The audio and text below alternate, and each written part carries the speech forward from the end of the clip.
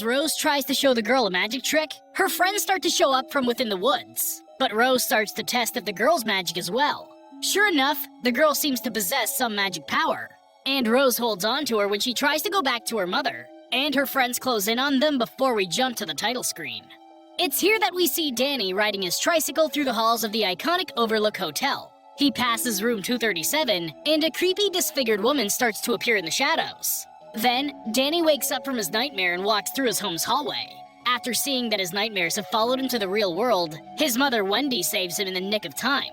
Danny seems to be scarred from his time in the hotel, and that becomes clear when he seems to have a one-sided conversation with the ghost of Dick the next morning. It's here that we see Dick speak inside of his head, and Danny decides that he won't shine anymore. If shining means that I've got to be haunted by dead, naked, water-soaked women, I wouldn't shine anymore either. I know that might be a great thing for some of you, but you can keep the shine. I'm doing okay without being haunted by that. Dick tries to explain that he doesn't have to let the beings he sees when he shines control or hurt him. He tells her about a trick he learned from his grandmother, and he gives Danny a box to help him with his journey. Stick your nose inside and see if there's a smell. Just a heads up, if this didn't have Dick telling a little kid to do that, this would be the perfect time to put a clip of Dick in the Box's chorus. But we're gonna keep this as PG as possible. For those of you that know the song, you played the clip in your head, so that's a win.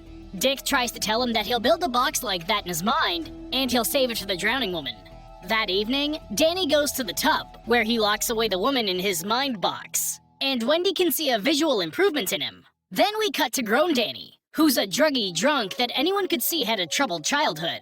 After seeing the dismal existence Danny lives in, we cut to Rose the Hat, who's scoping out Andy, who controls a date with her words. As Andy leaves the theater, Rose catches up to her, and she learns that her powers don't work on women. Suddenly, Danny and Rose catch a glimpse of another little girl that uses her shine to manipulate items. She's so powerful that it wakes up Danny, who's riding the train. Back at Rose's caravan, she talks to Andy about her power. Eventually, Danny arrives in town, and he meets Billy, who welcomes him to town and helps him find a place to live.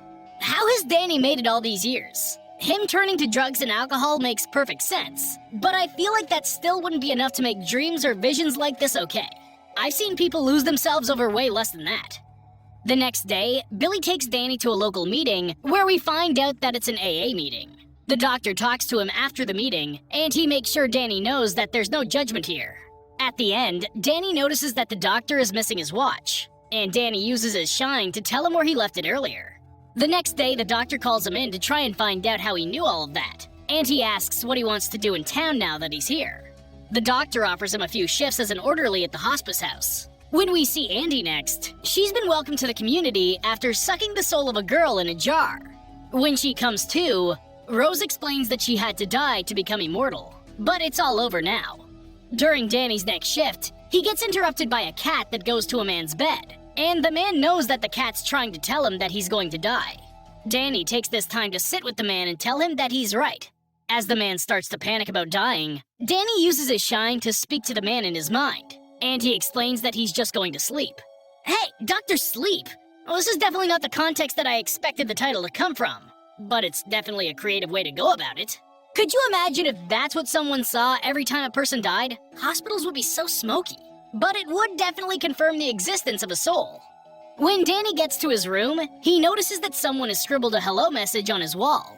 He takes the time to answer, and we see the girl with the powerful shine smile and go to sleep. As time passes, we see that Danny continues being the Dr. Sleep of the hospice center, and when he gets back to his room, he's still getting messages. But we see that time has passed, and the girl is now a teenager. Her name's Abra, and she's heading to school. That's a nice little Ruby Easter egg. Go check that show out too. Back at the caravan, Rose sits on her camper to try and find the gold mine of shining souls. And Crow comes to her to ask her to open a canister of souls. That night, she opens one of the few remaining canisters, and the camp feeds. The next day, Crow heads into town to scope out a potential shining kid. And once he decides that he's found the one he's looking for, he has some of the camp members abduct him on his walk home. After they get the boy to the camp, they tie him down and prepare him for the ritual. As they torture the boy and feed on his steam, Abra wakes up because she feels the connection. Abra calls out for Rose to stop, and they see each other from across the plain. The pain becomes so much that Abra shatters through to Danny's wall, and the same words that traumatized him as a child appear. Red rum, also known as murder. Again, if I was Danny, I'd be done with all this crap. There's no way that I would risk losing my sanity over something that I don't even understand in the first place. He has no idea where these messages are coming from. For all he knows, it's the naked tub lady again. But Danny's better than that, and he heads out to find Abra. On the other coast, Abra tries to explain that she's okay to her mother, but she doesn't seem too convinced. When Abra goes to school, she looks up the boy that was killed the night before. And she takes that information back home where she tries to connect with him. She gets glimpses of what happened to him, and she's transported into the mind of Rose. Once Rose realizes what's happening, she looks into a reflection to see Abra in her room. Yeah, I hate when they do scenes like that. It reminds me of the shower scenes from the Grudge movies. Stop touching people's heads and hair. The next day, Abra pretends to go to school, but she hops on a bus instead. She takes it all the way to the town that Danny's in, and she finds Danny in the middle of town. When she comes up to speak to him, she speaks to him through her shine, and Danny knows exactly who she is. They sit down on a park bench to talk about their shine, but Danny isn't too keen on joining her in her plan to track down the caravan. That night, Danny goes to his orderly shift, and he's visited by Dick, who convinces him to help Abra. At the same time, Abra tries to connect with Rose to find out where they need to go to harvest her steam.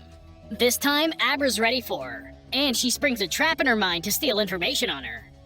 Abra straight up owns Rose here. She destroys her hand in a filing cabinet in a fashion that will make anyone think twice about sticking their hand in one, and she manages to get in her head to find out secrets. I'm sure Rose got something too, but she was absolutely not expecting any of that. So I think this is definitely a win for Abra. Plus, once Danny finds out about this, he realizes that it's either now or never to start helping, so that's an all-around win for Abra. Whoop whoop! Back in the camp, Rose speaks to the oldest member of the caravan as he starves to death. As he starts to go, we find out that he managed to live for over 1,000 years by eating steam from shiners. But in the end, he turns to steam himself. Back in town, Danny goes to explain his story to Billy before he leaves, and he ends up tagging along. The next day, Abra goes to check on Danny, who's driving to her, and she explains what it's like to be inside of Rose's mind. For a second, she even pops into his head, and she asks about the boxes that Danny used to lock up the hauntings. He explains that he dealt with a place that was similar to these people, and he locked traces of it away in those boxes.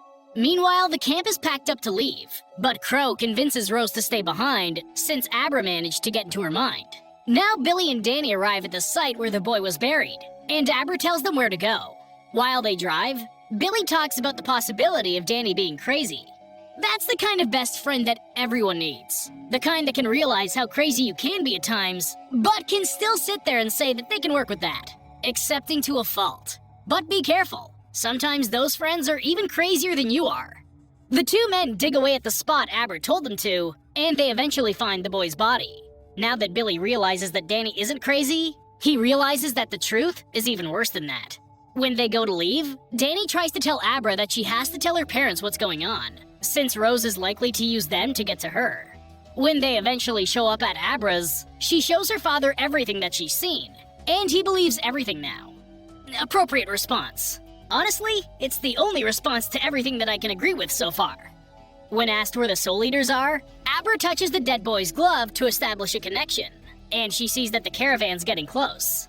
As they prepare for the creepers, Danny gets Abra to play a little trick on them. They head for a skate park where Billy sets up with his hunting rifle. Meanwhile, Rose connects with her people to get a glimpse of what's going on. She sees that they're pulling up to the park, and Abra's sitting and waiting for them.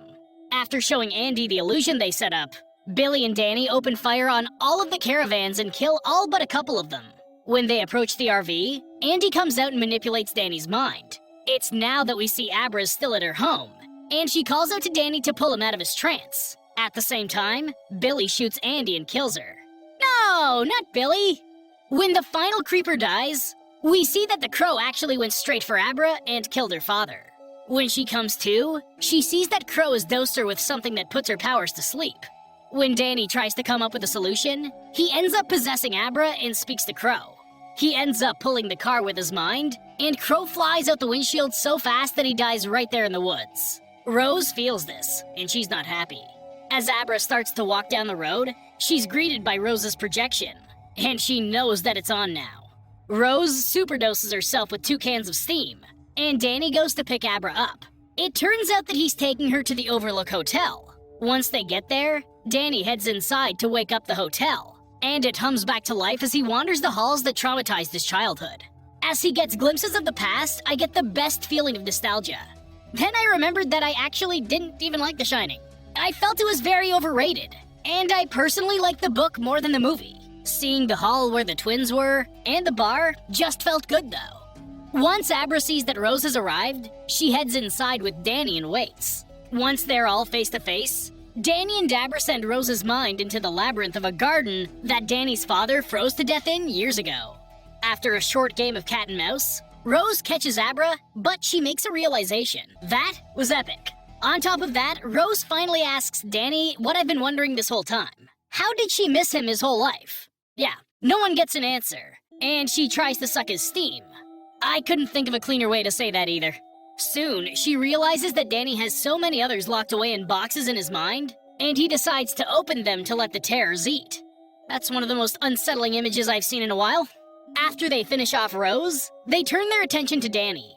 He tries to lock them back in the boxes, but it seems like he may be too late. Meanwhile, Abra has to deal with the terrors of the house now, and it turns out that Danny's one of them now. He chases after Abra with an axe, and Abra ends up hiding in room 237. When Danny shows up, Abra recognizes that it's just the hotel, and she tells it that Danny went straight to the boiler room when he got there. She ends up escaping when Danny takes back control for a second, but that doesn't last long. Abra makes it out of the hotel, and Danny heads down to the boiler room. Once the hotel realizes that it can't beat Danny, it leaves him to burn with the rest of the hotel. He's finally at peace. When Abra gets back home, she talks to Danny as he gives her advice, but it turns out that it's just the ghost of his mind. When her mother asks who she's talking to, Abra decides to let her in on her shine. Just when Abra goes to join her mother for dinner, she sees the woman from 237 in her bathroom, and she goes into the room to lock her away. Then, the credits roll.